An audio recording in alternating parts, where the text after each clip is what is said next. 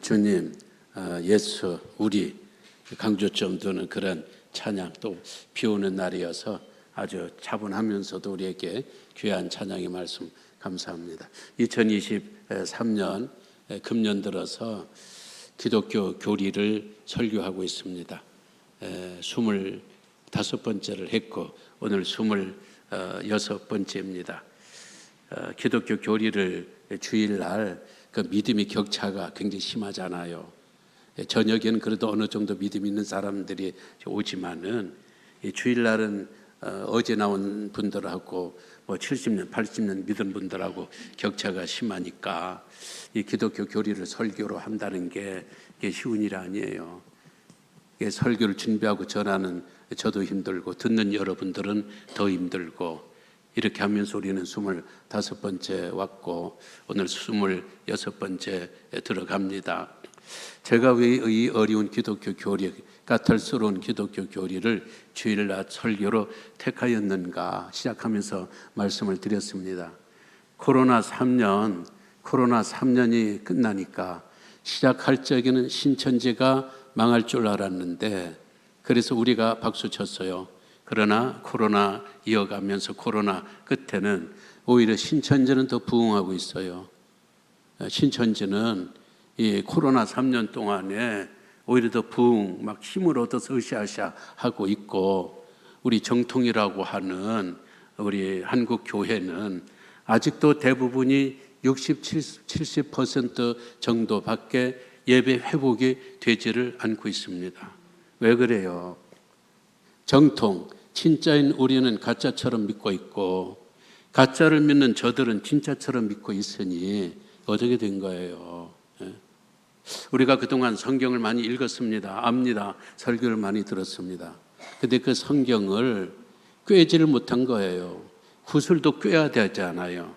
구슬도 꿰야 되는데 여기서 한 줌 먹고 저기서 한 숟가락 먹고 그러면서 이것이 진정한 영양가로 가서 뼈가 되고 피가 되고 살이 되고 든든한 나무들이 돼야 되는데 이거 꿰어주질 못하니까 안 되는 거예요. 그런데 이단들은 성경 공부를 하는 게 아니에요. 교리 공부를 합니다. 자기에게 필요한 그 교리 부분만을 꿰가지고 암기하도록 하고 세뇌시키고 믿도록 하고 그래서 그들의 신앙은 신념이 되고 신념이 있는 사람은 누구도 꺾지를 못합니다. 그래서 오늘 한국교회가 저들에게 밀리고 있고 한국교회가 마치 머리 깎인 삼손처럼 이렇게 세상 사람들의 놀림거리가 되고 있습니다. 그래서 제 마음속에 이제 한 번은 교리 교육을 해야 되겠다. 설교로 그리고 특히 주일날 소위 대예배 때에 교리 교육을 하는 승부수를 띄우게 된 겁니다. 오늘은 구원론으로 들어갑니다. 구원이라는 것은 간단해요. 예수 믿고 구원 간단해요. 다른 게 없어요. 구원에 관해서 내가 할 일이 요만큼도 없습니다. 예수 믿으면 구원이라는 이 등식은요 흔들릴 수가 없고 누가 빼고 받고 할 수가 없어요. 이 구원 믿으면 구원 받는다. 내가 예수 믿으면 구원 받는다. 이거는 완벽한 등식이지만 이 안에는 또 다른 눈에 들어오지 않는 바가 있습니다. 이 믿음조차도 누가 주셨어요? 믿음조차도 하나님의 선물이에요. 예배서 2장 8절은 하나님의 믿음을 우리들에게 선물로 주신 거예요. 우리에게 선물로 주신 그 믿음으로 내가 예수를 믿었더니 이 믿음은 누구의 믿음이에요? 내 믿음이 아니에요. 하나님의 믿음이에요. 하나님이 선물로 주신 믿음으로 이 구원을 샀더니 구원을 얻은 거예요. 그러니까 우리가 하나님 앞에 자랑할 바가 못 되는 거예요. 하나님이 주신 선물 믿음으로 우리가 예수를 믿었고 그래서 구원받았으니 내가 한 일이라는 것은 요만큼도 없습니다. 우리의 구원의 프로젝트는 처음부터 끝까지 완벽하게 하나님께서 하신 일이지만 구원받은 사람들이 살아가는 과정에는 내가 필요해요. 내 의지와 내 열심과 내 열정이 필요하다라는 이야기입니다. 오늘 이 구원을 보세요. 30절의 말씀 보니까 미리 정하신 구원은 아무나 구원해 주는 게 아니에요. 아무에게나 믿음을 선물로 주는 게 아닙니다. 누구에게 이 믿음을 선물로 주어요? 선택받은 사람들. 하나님께서 창세전에 우리가 태어나기 전에 미리 선택을 하셨어요. 너. 하나님이 선택한 사람에게 어느 때가 되니까 믿음을 선물로 주고 그 믿음을 갖고 우리가 구원을 받는 겁니다. 믿음 받은 사람들을, 구원받을 사람들을 하나님께서 어떤 과정을 통하여서 우리의 구원을 완성해 나가는가? 30절 다시 봅니다. 그들을 또한 부르시고 부르신 그들을 또한 의롭다 하시고 의롭다 하신 그들을 또한 영화롭게 하느니라. 여기 30절의 말씀 보니까 구원의 서정, 구원의 단위가 4번 나와요. 정하신 그들을 선택하는 거예요. 선택한 구원, 그 다음에 부르시고 선택한 자들 하나님이 불러내시는 거예요. 3번 의롭다 하시고, 의롭다 하신다는 것은 칭의해요. 마지막 4번째가 우리를 영화롭게 하였느니라. 이것이 구원의 과정이에요. 이 바울이 말하는 이 구원의 과정을 신학자들은 이걸 11개로 다시 쪼갰어요. 하나님의 예정, 하나님의 그 선택, 하나님의 부르심, 부르실 적에 믿게 하시고 회개하게 하시고 거듭나게 하시고 그리고 칭의를 이루시고 그리고 칭의를 이룬 사람들에게 성화의 과정을 겪게 하시며 하나님의 그 믿음을 지켜주는 견인과 또한 천국에 들어가서 안식과 그리고 영화의 단계, 이런 11개의 구원의 단계가 그 안에 있습니다. 그래서 오늘은 애정하고 선택은 지난번 그 신론을 이야기할 적에 그때 선택에 관한 이야기, 예정에 관한 이야기를 했으니까 오늘은 부르심에 관한 이야기를 하겠습니다. 오늘 우리가 교회 나왔습니다. 내가 나왔어요. 부흥회에 나왔든지 아니 권유에 의하여 나왔든지 청소년 시절에 나왔든지 아니면 유소년 때에 교회를 다니다가 교회를 떠났는데 어느 날 이 종탑을 보니까 교회에서 예배드리는 사람을 보니까 문득 삶도 힘들고 지치고 피곤하니까 옛날에 행복했던 유년 시절이 생각나서 내가 나왔어요. 내가 교회 나왔어요. 이것이 겉으로 드러난 겁니다. 그러나 이면은 그게 아니에요. 부르심. 하나님이 우리를 불러주지 않으시면 아무도 나올 수 없어요. 하나님이 부르심이 없이도 나올 수는 있어요. 그러나 나왔다고 흐지부지 재미없어서 가기도 하고 그리고 함께 지나다가도 부르심 받지 않냐고 자기 의지로 지가 좋아서 나온 사람들은 가룟 유다처럼 3년 동안 쫓아다니다가도 결국은 나가게 됩니다. 하나님이 부르심 받은 사람들만이 예수 믿게 되고 하나님이 부르시는 자들만이 오늘 교회 생활을 할 수 있고, 그럼 하나님은 누구를 부르시는가? 아무나 부르는 게 아니에요. 하나님이 선택한 사람들, 그 사람들만을 때가 되어 부르시는 거예요. 그래서 우리 예수님도 요한복음 6장 44절에서 아버지께서 너희를 나에게 이끌지 아니하시면, 우리 하나님 아버지께서 너희를 내게로 불러주지 아니하시면 아무도 나에게 올 자가 없다. 하나님께서 우리를 불러주지 아니하시면 예수께 나올 수 없고 교회에 나올 수 없고 예수를 믿을 수 없다라는 이야기예요. 하나님이 부르시면 크게 3가지예요. 구원으로의 부르심. 하나님이 우리를 구원시키기 위해서 우리를 불러내셨습니다. 그래서 우리가 구원받은 그리스도인이 되었습니다. 2번째는 사명으로의 부르심. 하나님께서 어떤 일을 맡기기 위해서 하나님 구원받고 살아가는 우리들에게 하나님 다시 한번 또 부릅니다. 이걸 소명이라고 그럽니다. 이 하나님의 콜링을 따라서 선교사가 되기도 하고 목사가 되기도 하고 자기 전문 직종에서 하나님은 나를 학교 교사로 불러주셨고 의사로 불러주셨고 국회로 불러주셨고 아니면 어떤 전문 직종에 나를 불러주셨고 하나님이 나를 불러주셨다는 이런 소명의식 가운데서 그리스도인이 살 때에 정말 빛과 소금의 삶을 살 수가 있습니다. 여기에 세 번째 부르심이 있습니다. 우리 세상 살다 하나님 이젠 됐다, 이젠 오너라. 하나님께서 하늘에서 부르십니다. 하늘에서 살자고, 하늘에서 영생하며 살자고, 그때 천국에서 하나님 부르셔요. 이것이 세 번째 부르심, 하늘의 부르심입니다. 우리 황 권사님은 하나님의 부르심을 받고 엊그제 가신 것이죠. 그러면 우선 구원에 관한 부르심을 함께 생각을 해보도록 하겠습니다. 하나님께서 언제 부르시는가? 창세 전에, 우리가 태어나기도 전에 구원받을 사람을 우리를 전부 다 선정하시고 선택하시고 점찍어 놓으시고 당신의 생명책에 이름을 기록해 놓았지만은 사람마다 부르시는 시기가 달라요. 세례요한 같은 경우에는 태 속에서, 어머니 뱃속에서 하나님이 부르심을 받았습니다. 이 아기가, 세례요한이 어머니 엘리바셋의 뱃속에 있을 적에 마리아가 방문했습니다. 마리아를 방문하니까 이 태 속에 있는 아기가, 지가 뭘 알겠어요? 지각도 자각도 이것도 분별도 할 수 없는 이 태 속의 아기가, 이놈이 이 속에서 막 뛰는 거예요. 왜 뛰는 거예요? 구세주의 어머니를 만났다는 거예요. 구세주의 성모, 성모를 만났다는 거예요. 성모를 만났다고 태중에 있는 아기가 뛰는 겁니다. 그때 이미 세례요한은 어머니 뱃속에서 부르심을 받았습니다. 사무엘 같은 경우에는 유년 시절에 부르심을 받았습니다. 어린 시절부터 일찍 성막에 맡겼는데 잠을 자는데 어린 사무엘에게 사무엘아 누가 부르는 거예요.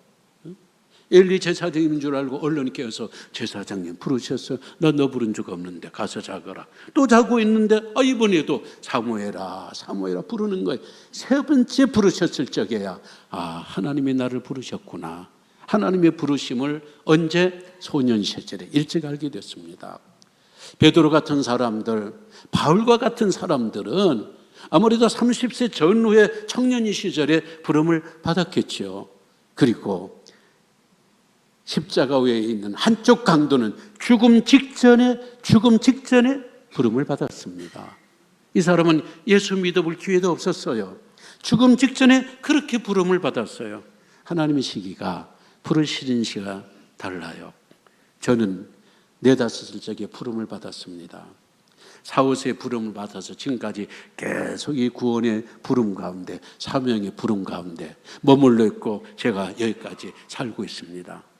그러면 여러분 궁금한 게 있겠죠. 아니, 하나님이 일찍 부르신 사람하고 늦게 부르신 사람하고 똑같이 천국 가거든요. 천국 가는 믿음은 크기가 없어요. 이 사람이 믿음이 크니까 천국 가고 저 사람이 믿음이 적으니까 아니에요. 누구든지 예수 그리스도를 믿으면 1시간을 믿었든 100년을 믿었든 50년을 믿었든 구원받는 믿음의 크기는 똑같은 거예요. 1시간 전에 꼴깍하면서 예수 믿어도 예수 믿는 그 순간 그에게 거듭남의 영생의 씨앗이 들어가게 되고 그는 천국에 가는 겁니다. 그러면 오래 믿은 사람은 그리 생각하죠. 이게 뭐야? 우리만 손해네. 우리는 50년 믿고 우리는 70년 믿고 천국에 가는데 이 사람은 1시간 믿고 1년 믿고 천국에 가면은 우리는 애쓰고 쓰고 가고 계속해서 헌금하고 계속해서 교회 중심으로 살고 이 사람은 세상에서 자기 쓸 거 다 쓰고 놀 거 다 놀고 주일날이든 뭐든 구경할 거 다 구경하다가 막판에 예수 믿어서 천국 홀딱 가버리면 40-50년 70-80년 예수 믿은 사람들의 그 손해가 이만저만이 아니겠네. 성경은 뭐라고 그래요? 이런 구원을 부끄러운 구원이라고 그래요. 주님을 위해서 한쪽 강도처럼 하나님의 은혜는 감사하지만 하나님 앞에 내세울 것이 없는 거예요. 히브리서 11장 6절은 그렇게 이야기를 합니다. 하나님께 나아가는 자들은 하나님이 계신 것과 하나님이 계신 것과 그가 상 주시는 이심을 믿어야 할지니라. 하나님의 상급이 또 다른 거예요. 구원은 같이 받지만은 하나님의 상급은 다른 거예요. 저는 어려서부터 예수를 믿었기 때문에 유리한 점이 너무너무 많아요. 저는 한 번도 구원에 관해서, 성경에 관해서, 성경 교리에 관해서 의심해 본 적이 없어요. 이게 일찍 믿은 사람들의 장점입니다. 만약 60세, 70세 우리 할아버지 성도님들도 계신데 이분들이 예수 믿는다는 게 이게 머리가 지금 꽉 굳어버렸거든요. 그들의 생각과 이 관념이 굳어버린 거예요. 이렇게 굳어버린 사람에게, 세상의 지식과 지성으로 굳어버린 사람에게 예수님께서는 동정녀에게서 탄생하셨다. 못 믿어지는 거예요. 하나님께서 6일 만에 엿새 동안에 천지를 창조하셨다. 못 믿어지는 거예요. 예수 그리스도가 우리의 죄를 다 사해 주기 위해서 십자가에서 죽으시고 그리고 3일 만에 부활하셨다. 정상적인 사람은 못 믿습니다. 이걸 믿기 위하여 애쓰고 또 눈물 흘리고 하나님 믿게 해달라고, 나는 왜 이게 안 믿어지냐고, 하나님 이게 진리는 진리인 것 같은데 하나님 믿을 수가 없습니다. 얼마나 애쓰고 수고하고 노력하는지 몰라요. 우리는 안 그래요. 4-5살짜리 백지와 같은 머릿속에 심어주는 것 그대로 어린 것들이 아멘 아멘, 그 믿음, 그 교리, 그 진리 지금까지 한 번도 의심해 보지를 않으니까 믿음이 흔들릴 수가 없죠. 왜? 어린 시절에 받아들인 믿음은 뼛속에 박혀버리는 거예요. 뼈가 없어지는 게 아니잖아요. 그래서 믿어도 일찍 믿어야 되고, 그래서 여러분들이 자녀들에게 조금이라도 그 자녀들에게 일찍 복음이 증거되도록, 그들이 일찍 하나님의 부르심을 받도록 우리가 기도를 해야 돼요. 늦게 믿으신 분, 믿는 이 기한이 짧으신 분들, 짧게 믿었기 때문에 너무 또 낙심할 게 없어요. 예수님께서 말씀하셨잖아요. 포도원에 오전에 몇 시가 가고 오후에 간 사람, 나중에 보니까 꽃같이 품삯을 주었어요. 오래 일한 사람이나 잠깐 일한 사람이나 꽃같이 품삯을 주었습니다. 왜 그랬어요? 나중에 부름받은 사람이 자기가 늦게 부름을 받았기 때문에 그 은혜가 너무 크고 은혜가 너무 감사하니까 짧지만은 굵게 믿었어요. 짧지만 최선을 다해서 열심히 믿었어요. 저분들은 50년 교회를 위해서 섬겼는데, 저들은 70년 교회를 위해서 애쓰고 수고했는데 나는 이제 믿은 지 5년밖에 안 되기 때문에 저분들 따라가려면, 저분들과 함께 교회를 위하려면 같이 믿으면 안 돼요. 더 열심히 믿어야 되고, 더 뜨겁게 믿어야 되고, 더 강하게 믿을 적에 하나님께서 그 믿음을 보시고, 비록 짧게 믿었지만 오래 믿으면서 왔다리 갔다리 하는 사람들보다 더 큰 상급을 주실 수도 있을 줄 믿습니다. 그러니까 이 부르심의 시기들 우리가 잘 생각을 해야 돼요. 두 번째는 부르심의 방법이에요. 사람을 부르실 적에 부르는 방법이 다 다릅니다. 세대교회 소강석 목사님, 이분이 얼굴이 좀 개성적이잖아요. 여자들이 막 따라올 그런 얼굴은 아니에요. 그러니까 그때 생각하기를, 예배당 가면은 예쁜 여학생들이 많고, 예배당은 연애당이라고 그러니까 예배당 가면 나도 예쁜 여학생들 많아서 연애할 수 있겠다 해서 왔는데 예쁜 여학생을 만난 게 아니고 예수를 만난 거예요. 하나님은 그런 방법으로도 하나님은 사람을 부르셔요. 예기풍 목사님이라고 우리 한국교회 초대 7인 목사님 중에 한 분이고, 이분이 제주도에 파송이 되어서 제주도에 많은 교회를 세우고, 제주교회에서는 이 사람이 최고의 인물이에요. 이 사람이 어떻게 하나님의 부르심을 받았는가? 평양 사람인데 하루는 길을 가고 있는데 이 선교사가 전도제를 주는 겁니다. 전도를 주니까 이게 그냥 깡패였잖아요. 이분이 전도제를 받아들고 그냥 놔두면 되는데, 이 의도적으로 모욕을 주게 해서 인간이 코를 풀어가지고 탁 던져버린 거예요. 선교사가 하는 소리가, 당신 코 썩습니다. 하나님의 말씀으로 코 풀었으니까 예수 안 믿으면 당신 코 썩습니다. 요려버렸네요.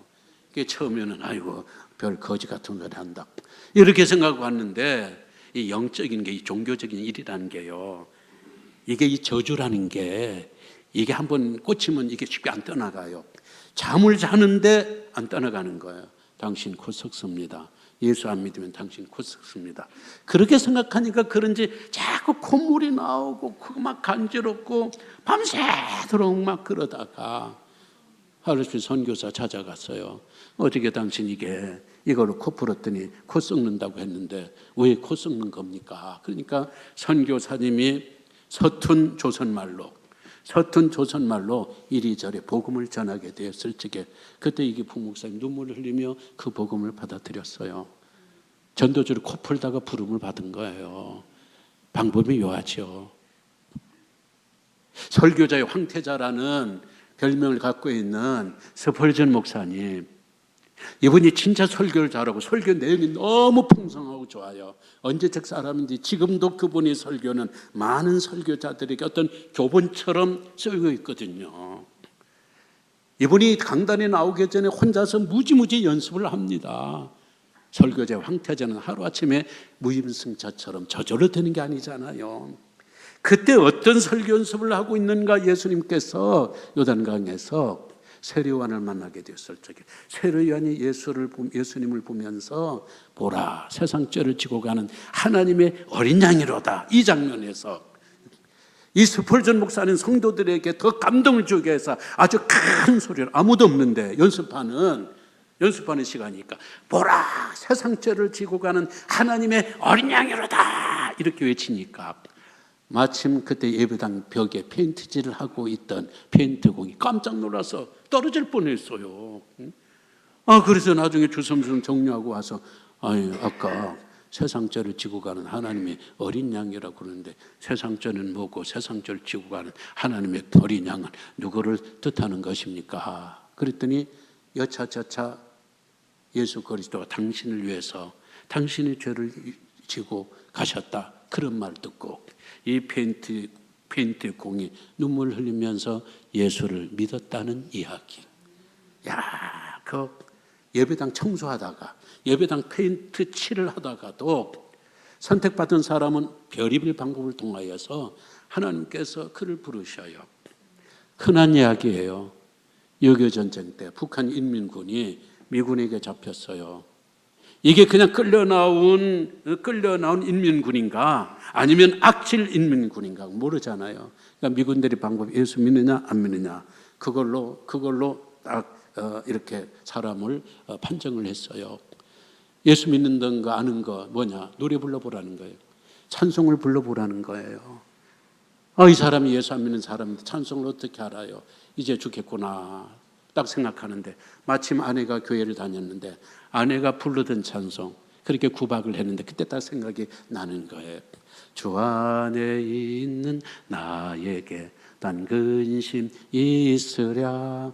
듣기 싫다고 막 구박을 하고 교회 가지 말라고 막 그러는데도 아내는 끝까지 교회를 다니는 거예요. 그 생각이 확 드는 거예요. 이제 죽게 되니까 아내가 그렇게 불쌍하고 아내가 보고 싶고 아내에게 너무 미안하고 2절은 두 번째 소절은 알지도 못해요. 그거 부르고 우니까 이 미군은 감격해서 우는 줄 알고 주 안에서 감격해서 우는 줄 알고 오케이 하고 살려주었어요. 영천에 가서 다시 한 번 또 재검을 받게 되었는데 이번에 또 노래 불러보라는 거예요. 이번에는 또 아들이 부르던 찬송 예수께서 오실 때에 그 귀중 이게 생각나는 거예요. 교회 가지 말고 그렇게 때렸는데도 아들이 그냥 엄마 따라 교회 가는 거예요. 죽음 앞에서 아들이 그렇게 보고 싶고 아들이 그렇게 때린 것이 마음에 후회가 되는 거예요. 그래서 자기도 모르게 그 노래를 부른 거예요. 그리고 두 소절도 부르지 못해서 우니까 미군은 또 은혜 받아 우는 줄 알고 그렇게 살아났다는 이야기, 예수 믿었다는 이야기. 하나님이 부르시는 방법은 다 달라요. 여러분들은 어떻게 부르심을 받았어요? 결혼해서 부흥해 왔다가 친구의 전도를 통하여서 아니면은 사업이 망해서 너무 힘들어서 방법이 없어요. 살 길이 없으니까 어릴 적에 믿었던 어릴 적에 다녔던 유년 시절의 교회를 생각하면서 천부의 의지 없어서 손들고 옵니다. 그때 하나님 부른 거예요. 내가 손들고 나왔지만은 그 사업이 어려움을 통하여서 하나님 불렀고 어떤 사람들은 병중에서 병중에서 도무지 고침받을 수 없으니까 이제는 종교밖에 없고 하나님밖에 없다라는 그런 믿음으로 교회에 나와서 어떤 분들은 병도 고침받고 영혼도 고침받아 천국에 가지만 어떤 분들은 병은 고치지 못했지만 그때 부르심을 통하여서 예수 그리스도를 영접하게 되었고 영혼은 천국에 가기도 하고, 이게 하나님의 이런 부르심이에요. 오늘 어떤 부르심으로 여러분들을 부르시든지, 그리고 우리 남편이 아직 교회를 다니지 않아요. 우리의 마음이 애통하는 마음이 있고 때로는 미운 생각도 있지만은 때가 있는 거예요. 하나님의 타이밍에 하나님이 어떤 방법들을 통하여 자녀들을 불러내시는지, 남편들을 불러내시는지, 또 아무개를 불러내실지 모르니까 우리가 항상 하나님이 이 사람을 선택해 주셨다, 인간적으로는 선택한 사람 같질 않아요. 그럼에도 불구하고 하나님의 선택의 생명의 노트에 기록되었다는 걸 확신하고, 하나님 이제 때가 되지 않았습니까? 어떤 방법을 통해서든지 하나님 저를 불러주세요, 저를 불러내주세요. 그렇게 기도하시면서 기대하시기를 바랍니다. 그럼 하나님 왜 불러주셔요? 부르심의 목적 당연하잖아요. 우리를 구원해 주기 위해서. 하나님 불러주지 않으시면 우리 인간적인 도리, 인간적인 방법으로는 구원받을 방법이 아무도 없어요. 아니, 암도 완벽히 고치지 못하는 세상에 어떻게 우리 인간을 천국에 갈 수 있는 그 길을 누가 알 수 있겠어요? 어떤 선행이 우리 죽어서 천국까지 내 힘으로 갈 수 있는 그런 방법이 있을 수 있단 말인가요? 저것도 깨나도 없어요. 하나님이 불러주셔야 우리 예수 믿게 되고, 그래서 우리가 구원받는 거예요. 왜 불러주셔요? 우리로 하여금 구원받도록. 왜 불러주셔요? 구원받을 사람들 죄를 용서해 주시기 위해서. 오라 오라 방황치 말고 오라. 어떤 자들아? 죄 있는 자들, 죄 있는 자들, 죄 있는 자들 불러주신 거예요. 잘 살 적에는 하나님이 아담을 안 부르셨어요. 아담이 죄를 짓고 숨으니까 하나님께서 아담을 찾아 부르십니다. 아담아, 아담아, 내가 어디 있느냐? 어디 있느냐? 하나님이 아담을 불러서 왜? 죄를 용서해 주시게. 그러나 그 사람들을 몰랐어요. 아주 벌 주느라 벌 죽기 위해서 찾는 줄 알고 꽁꽁 숨고 또 숨었어요. 그게 인생이에요. 하나님 왜 우리를 불러주셔요? 우리의 모든 걱정, 염려, 고통 너무 힘드니까, 하나님의 자녀들이 너무 힘들게 사니까 지금은 사탄의 수하가 된 거예요. 하나님께서 우리를 선택해 놓으셨지만 세상에 나올 적에 우리는 사탄의 수하로 들어가요. 왜? 이 세상이 사탄의 세상이고 사탄의 수하가 있기 때문에. 그러니까 딱 그 밑에서 죄를 지으면서 삶의 어떤 욕심으로 고통하고 있으니까 하나님 불러내시고 구원해 주시고, 그리고 죄를 용서해 주시고 하나님의 자녀로 삼아 주실 뿐만 아니라 우리 인생의 무거운 짐들을 다 내려놓기 위해서 부르셔요. 예수님 우리를 부르셨잖아요. 수고하고 무거운 짐진 자들아 다 내게로 오라, 내가 너희를 쉬게 하리라. 그래서 하나님 우리를 부르시는 거예요. 또한 하나님 우리를 일꾼 삼으려고, 우리에게 일을 맡기려고 우리를 부르셔요. 우리 교회에서 일을 맡기려고 우리를 부르셔요. 이것이 하나님의 구원을 위한 부름이에요. 두 번째 큰 부름이 있는데 그것은 사명을 위한 부름이에요. 목사로 쓰기 위해서 사명을 주시면서 우리를 불러요. 넌 목사로 살아야 된다. 하나님의 부르심이 있어요.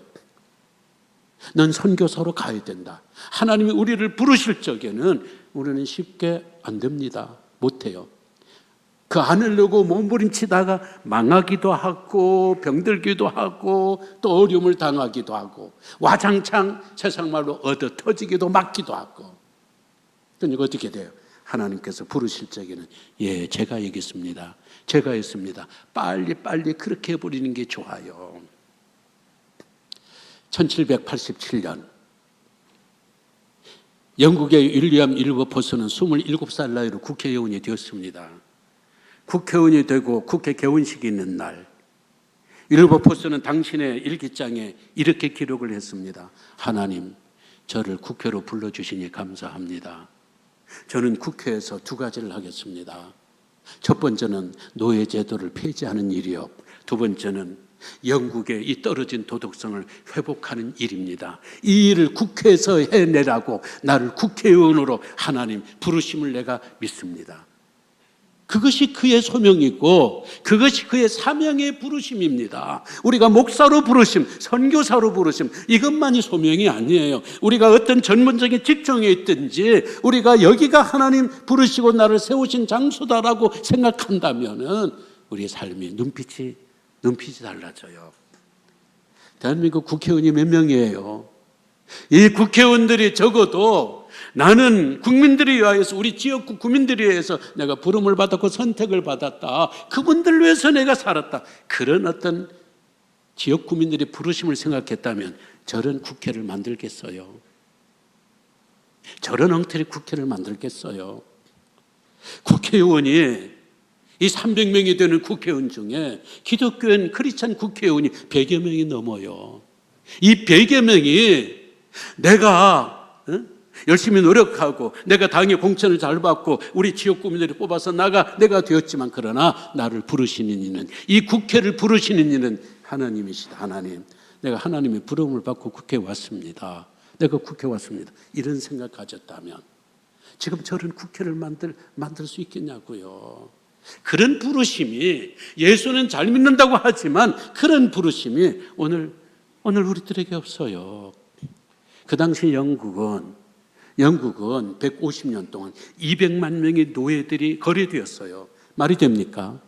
영국은 기독교 종주국이에요. 한 사람이 영혼이 천하보다 귀하게 여기는 기독교 종족이란 말입니다. 하나님이 인간을 창조하실 적에 하나님의 형상으로 개개인을 만들었다는 그 성경 말씀을 믿는 기독교 종주국이란 말입니다. 그런 나라에서 200만 명이 인간을 물건처럼, 기계처럼 거래된 거예요. 이것이 진정한 기독교는 아니잖아요. 그러니까 도덕성이 떨어지고 더 떨어질 수밖에 없는 거예요. 이걸 위해서 그는 150차례나 계속해서 노예 제도를 폐지하는 법안을 올렸어요.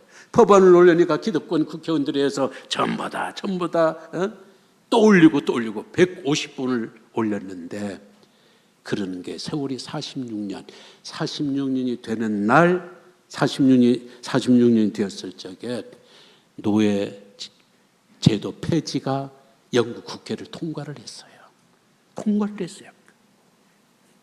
그리고 3일 후에 7%는 죽습니다. 죽으면서 그가 뭐라고 그러는가? 하나님, 국회에 보냈던 저의 부르심, 이 부르심을 완수하게 하셨으니 하나님 감사합니다. 하나님 고맙습니다. 그렇게 죽어갔어요. 이것이 사명으로의 부르심이에요. 사명으로의 부르심이에요. 우리 이 장로교의 선교사, 우리 장로교 일대 총회장이기도 했던 언더우드 목사, 하나님의 부름을 받았어요. 이 조선에 예수 믿는 사람이 하나도 없고 선교사도 하나도 없는데 누가 조선에 가겠느냐 했을 적에 언더우드가 기도하는 가운데 내가 가야 되겠다, 하나님의 호령을, 부르심을 받았어요. 근데 그때 마침 약혼 중이었어요. 약혼녀하고 상의할 것 아닙니까? 내가 지금 조선에 선교사로 가려는데 당신 같이 갈 수 있습니까? 그러니까 약혼녀가 물어요. 거기에서 먹고 살 게 있어요? 모릅니다. 거기에 병원이 있습니까? 모릅니다. 거기에 뭐가 있습니까? 모릅니다. 그럼 당신은 조선에 대해서 뭘 알아요? 아무것도 모릅니다. 단 한 가지, 1000명의 영혼이 죽어가고 있다는 것은 압니다. 이런 거예요. 이게 하나님의 부르심이에요. 그런데 하나님의 부르심이 약혼녀에게는 오지 않았습니다. 당연히 파혼이 될 수밖에 없죠. 언더우드는 그날 이후로 한국에 와서 오늘 4대에 걸쳐가면서 경신중고등학교를 세웠고 연세대학교를 세웠고 많은 고아원과 엄청난 교회를 세웠어요. 하나님의 부르심을 받은 사람은, 하나님의 사명의 부르심을 받은 사람은 고생은 했지만 하나님의 상급이 커지고 하나님의 부르심에 난 안 가요, 난 못 가요 떠나버렸던 약혼녀는 어디서 무엇을 하며 살았을까요? 이것이 하나님의 부르심에 대한 응답자와 응답하지 못한 사람들의 차이점이에요. 세 번째는 하늘에서의 부르심이 있습니다. 이제 됐다. 이제 그만 살았다.